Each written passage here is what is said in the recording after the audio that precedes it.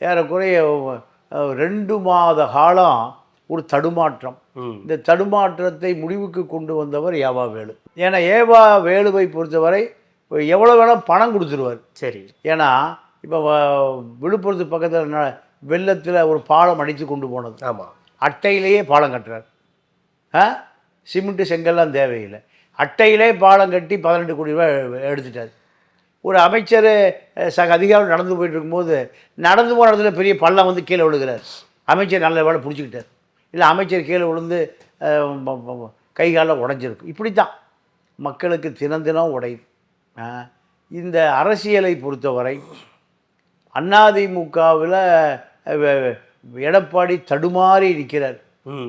யாரிடம் பேசுவது, யாரை வைத்து பேசுவது, இந்த நிலையில் திமுகவை பொறுத்த வரைக்கும் பல ஏவா வேலுக்கள், செந்தில் பாலாஜிகள், நேருகள், மூர்த்திகள், சேகர் பாபுகள் இவர்கள் கொடுக்குற வேலையை கச்சிதமாக முடிக்கிறாங்க.